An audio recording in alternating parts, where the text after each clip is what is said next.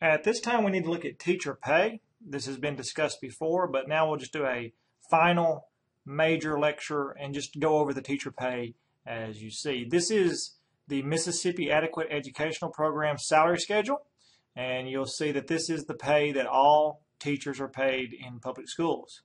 It is based on 5 columns. One is years experience, and you'll notice it goes from 0 to 35. The second column, the third, the fourth, and the fifth are levels of education. The single A pay is a bachelor's degree. The double A is a master's. Triple A is an educational specialist. And the 4A is a doctorate. You'll see the base pay is at, for example, 0 years, and a beginning teacher is $33,390. School districts can add what are known as supplements to the pay raises, and this would be, for example, Meridian Public School District or Starkville High School may add a $1,000 to $4,000 or $5,000 supplement depending on their tax base and how much money they have in local city taxes. You need to shop around and find out what the school districts have supplements. By law, I believe they have to have a supplement at least of $1, and some school districts actually have like a $1 supplement. But I have not seen many supplements, in excess of $4,000 or $5,000. So you see, most school districts are going to start around $33,390, but that's the base plus a supplement to that. You'll receive a pay raise for every year that you are experienced, and you'll also receive pay raises based on the level of education if you increase to a master's degree while you teach. You'll notice that at the 25th year, the pay continues all the way to the 35th year on the pay scale. On the bottom of the chart is the key for the levels of education, and also you'll see it says new base for is $33,390 for a single A, and incremental steps and the amount of increment and all that. And assistant teachers receive a $12,500 salary. There are some criticisms of this Mississippi pay scale, and one of the criticisms is there isn't a merit pay system which allows for better teachers to receive more money. It is really just based on how many years and your levels of education. Another criticism is the single A and the double A has a very small difference at the very beginning of the teaching experience, from $35,780 to $33,390. But as the years of experience increase, by the 10th year, we see almost a $4,000 difference compared to $2,000. Many critics have said that this shows that Mississippi public schools want people to get their master's later in their career, and therefore new teachers are encouraged just to go straight to it, to public education and become teachers. One criticism that they did fix was that teacher pay actually stopped at year 30. It actually stopped at year 25, and then there was small increments to 30. But now Mississippi pay scale has increased all the way to the 35th year to try to encourage teachers to stay in the system and get more money. But this is the Mississippi pay scale. Other states have different pay, and this is what we are paid. Remember that there are supplements you can receive. You can also get a bus license and drive a bus. You can also receive a coaching endorsement. And if you're in some certified areas, such as physics or high needs area, you can also receive supplements as well. You really want to shop around and try to get a job that you'll enjoy, but also supplemental pay is also important. For example, if you're teaching at a school with a $1 supplement and someone else is teaching at a school with a $4,000 supplement, that's a major difference whenever you look at your paycheck at the end of the year. So supplemental pay is something that everyone wants to look at.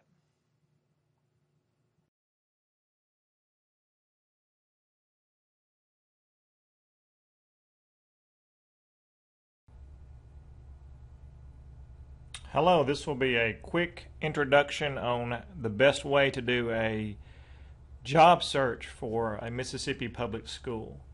This website right here is the Mississippi Department of Education website, and what I always do is this would be just the way I would do it if I was looking for a job.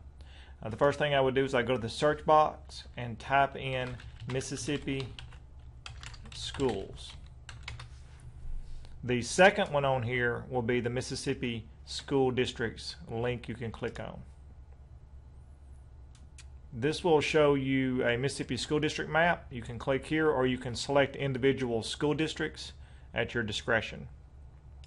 I would click on the Mississippi school district map, and then I would pinpoint where I wanted to teach. So for example, if I wanted to teach in this area right here in Mississippi, then I would probably apply for jobs here and in a bullseye effort any county that was near it. That is what I generally do. So even if you don't want a job in that school district, I would apply for it anyway, just as a backup plan. And also, it's kind of good practice to apply for multiple jobs so that you can really put a big net out there. So what I would do then is, this is my dream county right here.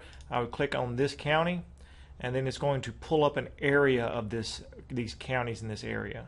So if my area that I wanted to teach at was the Newton County School District, I would click on the Newton County School District, and I'd probably apply for all of these jobs in this area right here. So once you click on the Newton County School District, it's going to give you a website, and it's also going to give you a telephone number. At this point, you'd want to call the school district's central office and ask them for a job application. And I would do that. That's step 2 after you find your website school's addresses. Is I would call each one of these school districts and I would ask them for a application packet. They'll mail you a packet, or they'll tell you their packet's online. And if you go to their website, you can probably see there might be, it has an employment. So Union County School District actually has an application for a professional position right here. So as we're moving into the more technology-based age, we're seeing a lot of school districts putting their applications online. But you can call them, and you can just, most of them will say, we have our application online. And I have found about 50% have them online and 50% have them, they mail them to you. Once the applications arrive at your house, go ahead and fill those out and mail those to each school district. And then what happens at that point is your application is now on file with the central office. I would then call the central office to confirm my application was received and on file. The next thing I would do after that would be to mail individual resumes to the principals after my application was on file. So I would click on these links like Jasper County School District that I know that my application is on file, and I would mail a letter to the principal saying, the first thing would say, my application is on file with the central office, and I just wanted to send you a copy of my resume if there's any job openings up. After a couple of months, after my application is on file with the central office and I've sent letters to the principals, I'd probably do a nice follow-up phone call, just touching base with the principal saying, I mailed you my application. And that works well for me because I've had principals tell me, yes, I remember getting your letter, I saw your resume, and I thought, wow, this is somebody that I'm going to put on file because they've got some areas of certification that I was interested in. The last thing you can do is you can go to, after you've done all that, you can go to the Mississippi Department of Education website, and you can type in, I think it's job vacancies, I believe, and I think it's in the Teacher Center. In the Teacher Center, they actually have teacher vacancies. So you can do a quick search on Mississippi Teacher Center, and this is going to give you some of the teacher vacancies. Many new teachers go here a lot, and some of these job postings are open and valid, but for the most part, some of these school districts will put these on these postings when they cannot find anyone at all. So by doing it, the first method in this video, you're going to be out there for when the school districts do look for someone. If you go here, you're kind of looking for jobs that the school districts can't find anyone, so they're just posting those on there at the last minute. So it's better to do my method and then go here after you're already on file. And if you find a school district, I mean, you can, all positions in one list, you can click on there. It's going to show you all the openings in all the areas. And if you say, hey, you know, I want to teach at this school district, it's outside my area, then the area that I've I'd focused on, then you can do that by sending an application and just contacting them. So that's the way I search for jobs, and I hope this video helps you, and have a good day. Thank you.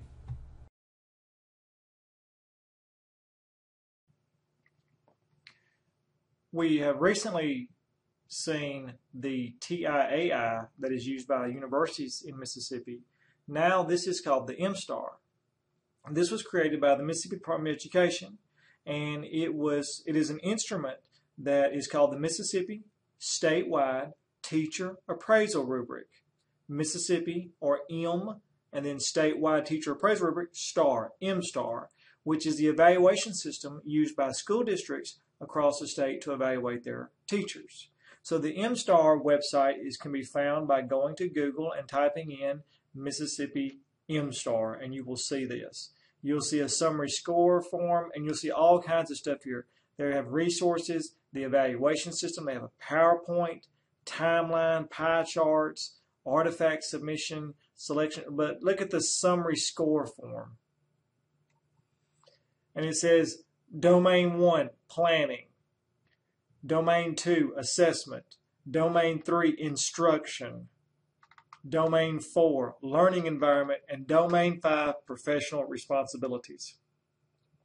The MSTAR looks very similar to the TIAI, which is eerily similar. And that makes me very happy because it looks like the MSTAR is kind of copying the TIAI, which all the universities already agreed upon. The only big difference that the MSTAR does is the MSTAR really quantifies this. The same way that the TIAI did whenever it had 0 to 4, this also does the same thing. The only difference is the MSTAR gives a solid score just like TIAI, but the big difference is with merit pay, which is wherever we're paying teachers based on evaluations, the MSTAR gives a consistent score for that. In Governor Bryant, his State of Union address, or State of Mississippi address, he actually pushed for a merit pay system, which they have tried in some local school districts. But the merit pay system is based on an evaluation system, which is MSTAR. So it looks just like the TIAI. So if you're a teacher in Mississippi and you went through the Mississippi State or any other university that used the TIAI system, then it's really going to be the same as the MSTAR. And you can see how the MSTAR looks just like. So now you know what MSTAR is when teachers talk about it. And you really shouldn't be nervous or upset when you go through the MSTAR because it's just like the TIAI. I personally feel like the TIAI is better, but it's really modeled after the same. Which one came first? The TIAI came first. And that is what MSTAR is. And it's really easy to learn.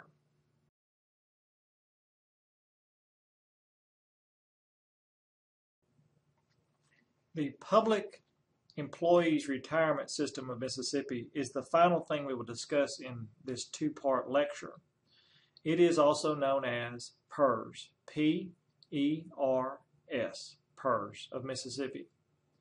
We have seen a lot of systems here. We've begun our path as a teacher and looking at the TIAI as an intern. We looked at OCFBI, and then we moved towards the job search and being a teacher and being evaluated.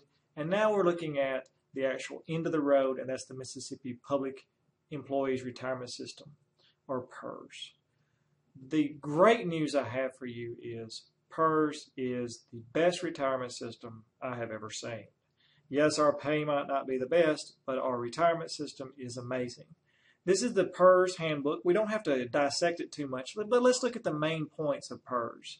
And this is what you'll have to go through whenever you become a teacher. So I'm going to scroll down, and you can hear my mouse wheel going. And this is their large manual. So let's look at just the main key elements of this. Your account. How do you become a member in PERS? And the way to become a member in PERS is to become a public employee. Now, whenever you become a teacher in a public school, it's pretty much default that it is PERS. But you always want to ask them, are you PERS? And every one of them will say yes. Now, if you're going to a private school, they may not be on PERS. And that's going to be one of the negatives of a private school, is their retirement system may be a 401k. And they have active and inactive members. So let's continue looking down here. And this is one element right here, refunding your contributions. Once you become a PERS member and you're in the system and you decide to leave and go to another state, you will receive a letter asking you if you would like to cash out the years that you've been in PERS. You can do that if you wish, or you can let the years stay. It's your call. I know several people who have cashed out on their PERS. And then, of course, if you do cash out on your PERS, you can also come back and buy those years back if you choose so. Vesting. Now, vesting is a very key term for all of our teachers in PERS. Vesting means that you are now eligible for retirement. Now, there are several categories here, but let's look at what you will have to do to be vested as a new teacher coming into the Mississippi school system. If you are hired after July 1st, 2011, which all of you will be, you will have to work 8 years to be vested. That's what vested means. It means you're eligible for a refund if you decide to leave. Before you're vested means that you really are not entitled to any benefits. Another key element is the retirement. In order to retire as a vested member after the years of 2011, you will have to work 30 years or reach the age of 60. They have changed this recently, and it used to be 25 years or 60. But for all of our new employees, they'll be 30 years. Now, let's talk about how much you will qualify as an educator. And here is the math. Let me find the scroll down and I'll find it for you.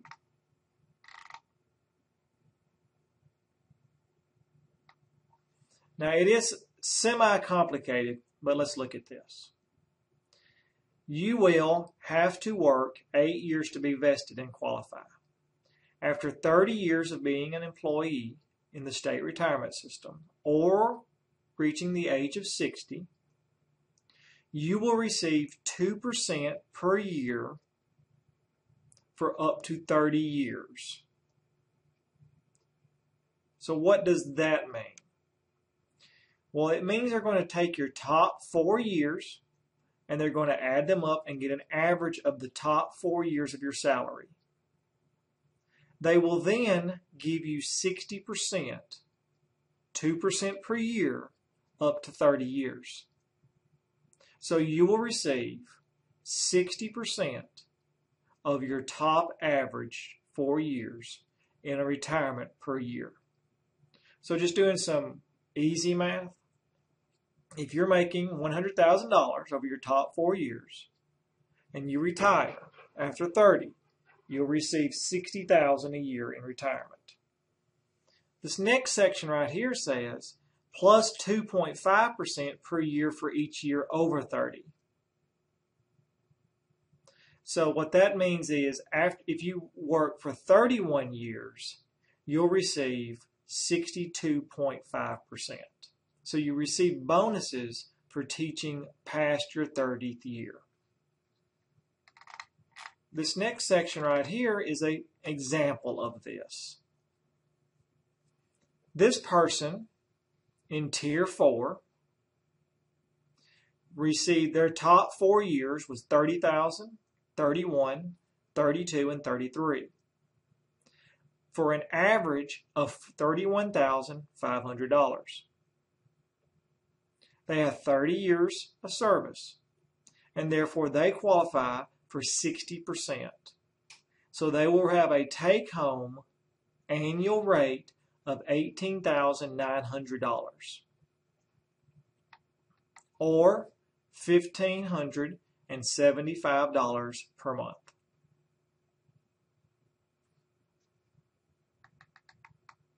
This money that you bring in retirement is exempt from state taxes. One thing, also known as the 13th check, is called the cost of living adjustment, or the COLA check. Because we all have inflation and money becomes 3%, on average 3% worthless per year, the state of Mississippi has added what's known as the COLA check, which is a cost of living adjustment, or the 13th check.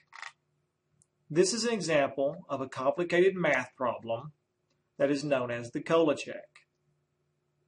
What the COLA check does, we're not going to break all the numbers down, but let's just make it simple for you. For every year you're retired, you receive 3% more in your cost of living adjustment check. And this number can grow. So for every year you're retired, it actually grows bigger.